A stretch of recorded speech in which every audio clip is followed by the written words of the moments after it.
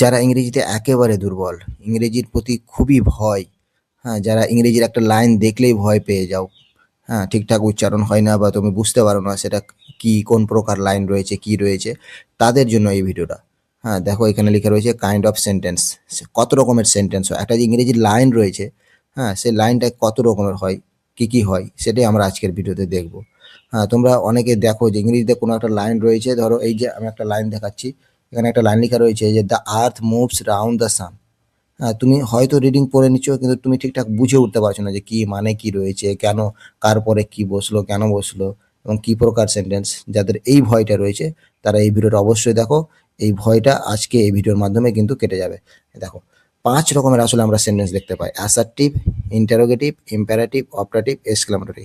সহজে আমরা কিভাবে চিনব যে কোনটা কোন সেন্টেন্স, সহজে কি করে চিনব? দেখো, অ্যাসার্টিভ সেন্টেন্সে কি হয়, কোনো কিছুর ব্যাপারে বর্ণনা করবে, ব্যাখ্যা করবে।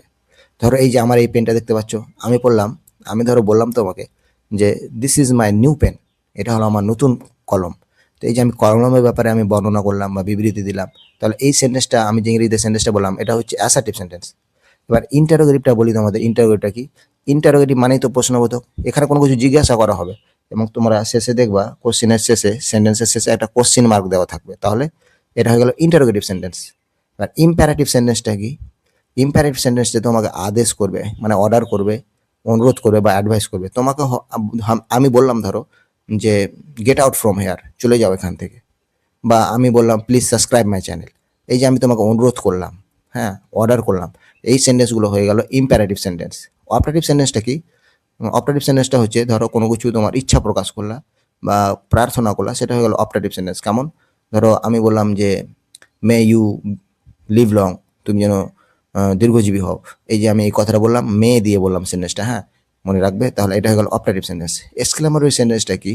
এক্সক্লেমেটরি সেন্টেন্সে কি হয়, মনের আবেগ প্রকাশ পায়। এবং এখানে এই সেন্টেন্সটা চেনার সহজ উপায় হচ্ছে এই সেন্টেন্সের মাঝখানে কিন্তু এই যে এক্সক্লেমেশন মার্ক, এই এক্সক্লেমেশন মার্কটা থাকবে। হ্যাঁ, আমি আর একবার বলি শুরু থেকে। অ্যাসার্টিভ সেন্টেন্স কি বলে, কি করে? কোনো কিছুর বর্ণনা করে। ইন্টারোগেটিভ সেন্টেন্স কি করে? প্রশ্ন করে। ইম্পারেটিভ সেন্টেন্স কি করে? আদেশ, অনুরোধ করে। অপারেটিভ সেন্টেন্স কি করে? ইচ্ছা বা প্রার্থনা করে। এক্সক্লেমেটরি সেন্টেন্স কি করে? বিষয় প্রকাশ করে। এই যে এক্সক্লেমেশন মার্কটা থাকে, সহজে চিনতে পারবো আমরা। আমি আরেকবার বলছি, যখন আমরা দেখতে পাবো যে কোনো কিছুর ব্যাপারে বর্ণনা করছে, মানে অ্যাসার্টিভ সেন্টেন্স, প্রশ্ন করছে, ইন্টারোগেটিভ সেন্টেন্স, অর্ডার করছে, ইম্পারেটিভ সেন্টেন্স, ইচ্ছা বা প্রার্থনা করছে, অপারেটিভ সেন্টেন্স, এবং এই যে এক্সক্লেমেশন মার্ক দেখতে পাবো, তখন আমরা এটা ভাববো যে এটা এক্সক্লেমেটরি সেন্টেন্স হয়েছে। এবার আমি তোমাদের কয়েকটা এক্সাম্পল বা একটা প্র্যাকটিস দেখাচ্ছি। এখানে কয়েকটা সেন্টেন্স রয়েছে, দেখতে পাচ্ছ তোমরা 10টা। হ্যাঁ, দেখো তো তোমরা নিজে থেকে করতে পারো কিনা। এই যে প্রথম সেন্টেন্সটা দেখো কি লেখা রয়েছে: গো অ্যান্ড ফিচ আ গ্লাস অফ ওয়াটার, যাও এবং এক গ্লাস জল নিয়ে আসো। এই সেন্টেন্সটার মাধ্যমে কি বুঝতে পারলো? তোমাকে কি করা হলো? তোমাকে অর্ডার করা হলো জল নিয়ে আসার জন্য। তাহলে অর্ডার কোন সেন্টেন্সে করে? অর্ডার, এই যে আদেশ, আদেশ করে ইম্পারেটিভ সেন্টেন্স। তাহলে এই সেন্টেন্সটা কি সেন্টেন্স হয়ে যাবে? এই সেন্টেন্সটা হয়ে যাবে ইম্পারেটিভ সেন্টেন্স, তাই তো? এই সেন্টেন্সটা হয়ে যাবে ইম্পারেটিভ সেন্টেন্স। আচ্ছা, এরপরে, এরপরে দেখো বলছে মে গড ব্লেস ইউ। হ্যাঁ, তাহলে কি করলো এখানে? তোমার জন্য, তোমার জন্য প্রার্থনা করা হলো। আচ্ছা, তাহলে যেহেতু তোমার জন্য প্রার্থনা করলো, তো প্রার্থনা কোন সেন্টেন্সে করে? প্রার্থনা করো অপারেটিভ সেন্টেন্সে। তাহলে এই সেন্টেন্সটা কি হয়ে যাবে? এই সেন্টেন্সটা হয়ে যাবে অপারেটিভ সেন্টেন্স।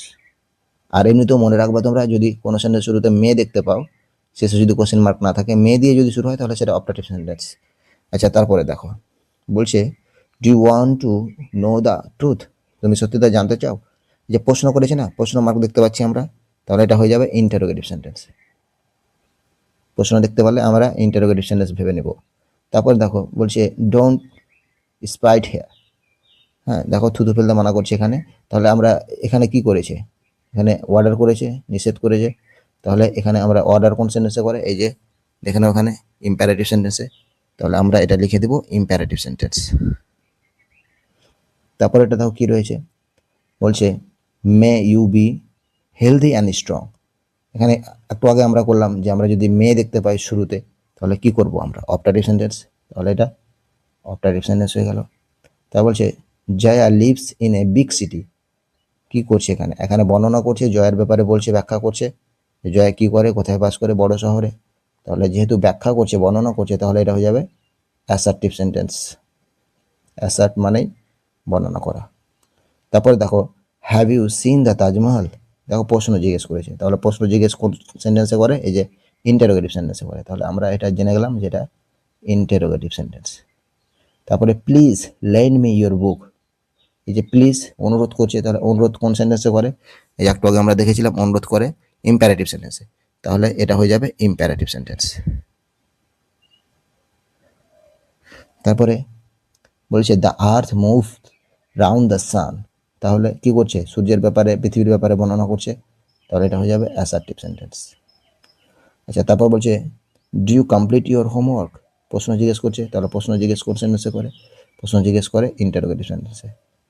এবার আমরা এগুলো কেন শিখবো সেন্টেন্সগুলো? আসলে এই টাইপগুলো যদি আমরা না শিখতে পারি, না জানতে পারি, তাহলে আমরা যে বড় গ্রামারগুলো রয়েছে, আরও এর থেকে উপরে যে গ্রামারগুলো রয়েছে, voice change, narration change, joining, সেখানে গিয়ে আমাদের সমস্যা দেখা দেয় এবং আমরা ঠিকঠাক বাংলা মানেও করতে পারি না। এই টাইপগুলো যদি আমাদের জানা থাকে যে কোনটা কী সেন্টেন্স, তাহলে আমরা ঠিকঠাক একটা বাংলা মানে করতে পারি এবং আমরা বুঝে উঠতে পারি সেন্টেন্সটার মধ্যে কী বলা হয়েছে। হ্যাঁ, আমরা যদি নাই জানতে পারলাম যে এই কোশ্চেন মার্ক মানে হয়তো জিজ্ঞেস করছে, যেমন লাস্ট একটা পরীক্ষা হয়েছে এসএসসি গ্রুপ সি, সেখানে জিজ্ঞেস করা হয়েছে যে কোশ্চেন মার্ক এই যে এটা কোন সেন্টেন্সে থাকে। হ্যাঁ, তাহলে যদি আমাদের নাই বা জানা থাকে যে যে সেন্টেন্সে শেষে কোশ্চেন মার্ক থাকে সেটাকে ইন্টারোগেটিভ বলে, এটুকুও যদি আমাদের না জানা থাকে, তাহলে তো এই এত সহজ সহজ কোশ্চেন তো আমাদের দ্বারা করা সম্ভব নয়। তো যাদের বেসিক দুর্বল, যারা মোটেই কিছু জানে না, তারা আমার এই চ্যানেলটা সাবস্ক্রাইব করে রাখতে পারো। এখানে কিন্তু আমি খুব অ্যাডভান্স লেভেলের না, বেসিক নিয়ে যেসব গ্রামারগুলো রয়েছে সেগুলো নিয়ে আলোচনা করি। আগের ভিডিওগুলো তোমরা দেখতে পারো, তোমাদের কাজে আসবে। তাই অবশ্যই সাবস্ক্রাইব করবে যদি তুমি ইংরেজিতে দুর্বল হও।